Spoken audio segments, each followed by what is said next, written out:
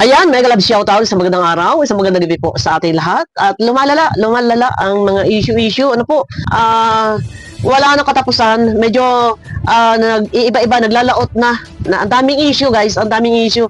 Mahirap lang po talagang sausawan ang mga ka-issuehan. I mean, ang ibig ko sabihin, mahirap po tayong papanig sa isa, papanig doon sa isa, o magiging bias tayo doon sa isa, doon sa isa. Ang dami po, ang daming mga ka-issuehan na hindi na matapos-tapos bagkus parang ito'y lalo lumalala. So dito po, parang medyo na-highlight yung mga sponsor. Mga sponsor na di umano, marami na raw sponsor na umalis sa Kalingap. Eh di wow! Anong problema po? Ano po problema kung may mga umalis na sponsor sa Kalingap? Wala naman pong kaproblemahan doon. Bakit po kayo problemado? Ano po, kung may mga sponsor na nag-aalis sa Kalingap, hindi po yan malaking kabawasan kung sila man ay umalis sa Kalingap. Ano po? Yung iba, paglilihaw lang din po, bakit mo karamihan halos? Ano po? May mga ilang viewers, sabihin na natin mga anti-Kalingap na viewers na, bakit po ang tambak ng sisi ay kay Kuya Bal at kay Kalingap Rab? Gayong wala naman po problema, hindi po sa pinagtatanggol ko dito. Hindi po ipinagtatanggol ko si Kuya Bal at si Kalingap Rab. Opinion ko po ito. Opinion ko po, wala pong problema kay Kuya Bal, wala pong problema kay Kalingap Rab, at katunayan hindi po sila nakikialam anumang mga kaproblemahan, anumang mga issue dyan, hindi na po nakikialam dahil oras na magsalita si Kuya Bal, baka naman po sabihin na mayroong pinapaboran or mayroong kinakampihan. Kaya ang mangyayari dyan, patay na kung patay. O, ganyan ang mangyayari dyan. Mas maigi na po na hindi na talaga magsalita si Kuya Bal dahil noon pa man talaga ay grabe na ang mga kaproblemahan, ka-issuehan, sawayin man o hindi, paulit-ulit lang din naman. At ang mangyayari nito kapag magsalita pa si Kuya Bal, bandang huli, ay sasabihin pang may pinapanigan o may kinakampihan kapag ang isa ay hindi napaboran. Ano po? Yan, sasabihin, isang halimbawa, si Dr. Lab, ay sasabihin ay kinampihan.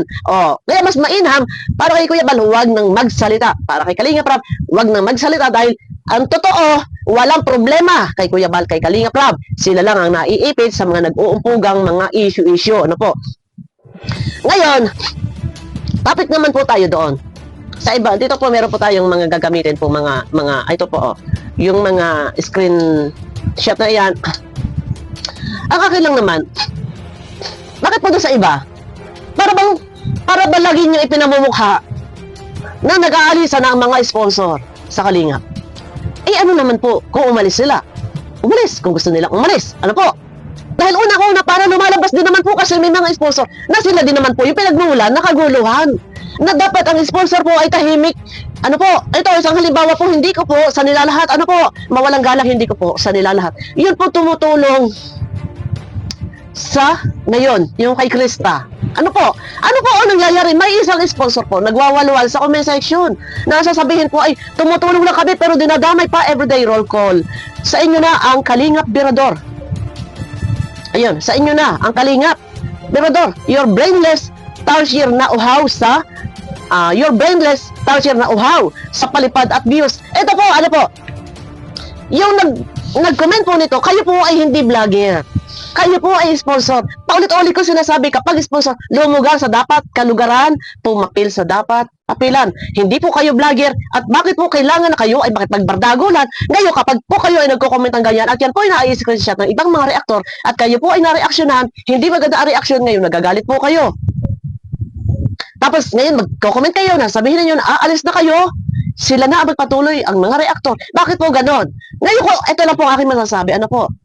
Sabi ko nga bilang sponsor, kasi na-highlight yung iba,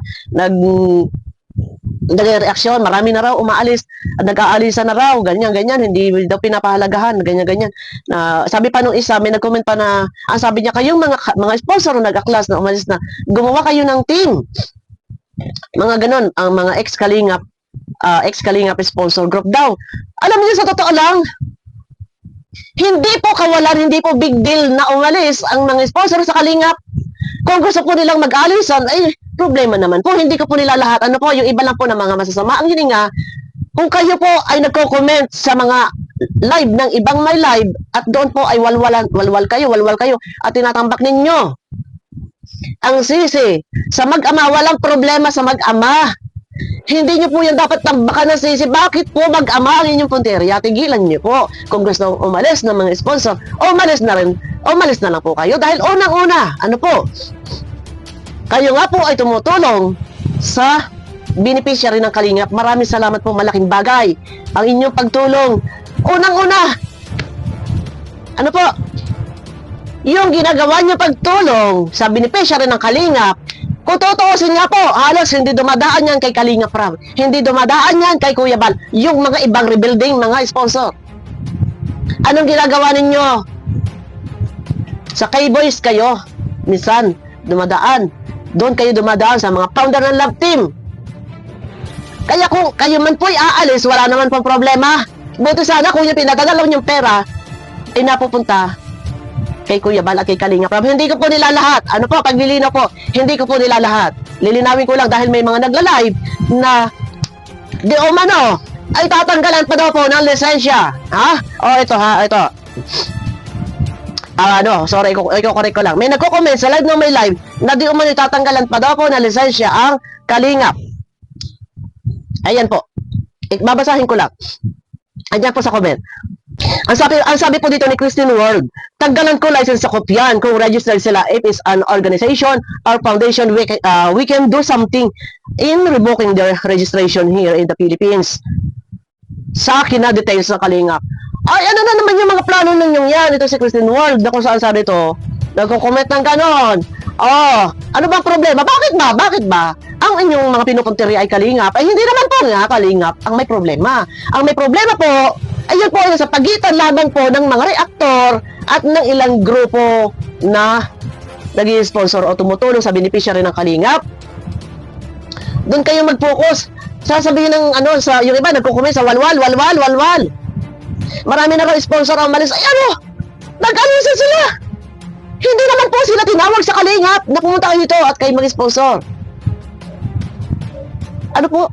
Nagkusa sila, na tumulong. Ngayon, kung hindi sila nakaramdam ng pahalagahan, ay special shout out. O kung ano pa man, ay magwawalwal na. Ay di umalis po. Ano po? Ang problema, paulit-ulit ko sinasabi, wala kay Kalingap Rab. Wala kay Kuya Bal. Lumalaot. Usapin ng mga reactor versus reactor. Usapin sa mga grupo na mga tumutulong, may sponsor na bida-bida din naman. Nagko-comment sa comment section ng live na may live. Pag naman yan na-reactionan, nabigyan ng paglilinaw, alam nyo naman, may mga reactor sa Kalingap na talagang pag nag-reaction, talaga namang hindi kayo sasantuhin. Ay, iwasan ninyo. Huwag kayo magpara-comment. Kagaya nga comment no kay, ito ha, papangalanan ko na, kay Ma'am Karen. Yung comment mo, medyo hindi, kay Ma'am Karen, ano po, tumutulong lang kami pero dinadamay pa everyday roll call sa inyo ng Kalingap Birador. Your brainless tarsier na uhaw sa palipad at views. Bakit? Wag na kayo nag-comment ng ganyan. Yung patungkol pati doon sa voice clip, sana tapos na din niya, tapusin na rin sana yan. Naglalaot pa. Walang mapapala. Kung pahabain, dapat patayin ang issue. Patayin ni Ating Malu yung issue. Kaysa sa maghaba ng maghaba at anong nangyayari po ay nagiging content. Patayin ang issue. Para hindi na naglalaot at marami pa ang mga nakikisawsaw. Naku, Diyos ko, Maria Joseph. Ay, ngayon ay halabira. O magde-December, halabira. O, tiba-tiba ang mga reaktor sa pangyayaring ito. Sa mga pangyayaring ito. Ay, bahala kayo dyan. Kung may problema, ang sabi ni Kuya Bal, si Birador na ang kausapin. Kung may kasuhan, ang sabi ni Kuya Bal, bahala na kayo dyan. Ayun lang ang aking masasabi lang dito. Patungkol sa mga sponsor, kung umalis, hindi ko po nila lahat. Dahil unang-una, hindi rin naman po kayo dumadaan kay Kalingap Rab, kay Kuya Bal. Dahil ang pera ninyo tinutulong, ay inirerekta na ninyo. Yung iba, inirerekta na sa K-Boys na leading man. O, yung iba, rumerekta sa K-Boys para na founder ng Love Team. Ganon. O, ano pa ang problema dyan? Kung mag-alisa ng mga sponsor ng Kalingap, walang problema dyan. Umalis sila kung gusto nilang umalis. Hindi po yan malaking kabawasan. At hindi po yan big deal. Masyado silang, yan ang pinambabato nila yung iba na ayon sa Kalingap, yun ang binabato nila na, ayun mga sponsor nag-alisa na, di wow. Ay naman po kung umalis na, hindi naman po yan kawalan. Ay hindi naman din po yung tinawag. Ay di umalis sila kung gustong umalis. At saka bakit napaka-big deal po yan sa iba? na mga big sponsor daw nag-alisa na, ay di wow, wala naman po problema yan. Ano po, ito po yung karamihan ng mga sponsor na sasabihin ko po sa inyo, ano po, unang-una yung sponsor po na, ito na ngayon yung pinagdidiskusyonan, ito sa grupo po ng Jobcar 18, sa grupo nila yung media lang naman nag-umpisa din talaga yung mga issue, yung mga kaguluhan, hanggang sa lumaut na, hanggang sa nilalive na ng iba, nag-aalisa na rin yung mga sponsor. Ay wala naman po problema nga, ano ba ga? Kung mag-aalisa na yung umalis, oh, di ba? Ay, yun lang naman yun sa akin. Siyempre, lagi kasi nilang pamatay, nag-alisa ng mga sponsor. Sabi ko nga, bakit ba yun ang pamatay nila? Bakit ba ang punteriya pa rin nila ang Kalingap, si Kuya Bal, si Kalingap Rab? Eh, wala naman po sa pagitan nila, Kuya Bal at ni Kalingap Rab ang issue. Nasa pagitan po ng mga sponsor na grupo ng ibang sponsor at ng reaktor. Ano po, sa pangunguna po, nag-umpisa ang gulo sa screenshot. Oh, di ba? Lumalaot na lumalaot. Abangan nyo ko guys sa aking next video. Yung iba wag gawin pamatay, ginagawa nilang pamatay. Ginagawa nilang topic, nag-alisa na raw sa Kalingap. Diyos ko. Ay ano naman po problema yun kung umalis man po sila Ma'am Karen, kung saan man sila pumunta, kung umalis man sila Yang Mi. Wala naman po problema doon. Ang sabi, alis daw sila Ma'am Karen, maiiwan daw si Yang Mi. Bakit pa? Ano? Bakit may iwan? May mission pa ba? Kaya na guys, abangan nyo ko sa aking next video. Huwag lagi pamatay. At hindi naman po malaki kabawasan kung mag-alisa ng mga sponsor. At dahil ang Kalingap naman po ay nagsimula sa wala ng mga sponsor. Yun nga lang, may mga lumapit kusang tumulong. Salamat. Oh, kung umalis, salamat din. Ganun lang iyon. Abangan nyo ko guys sa aking next video. Mega love shoutout po sa inyong lahat.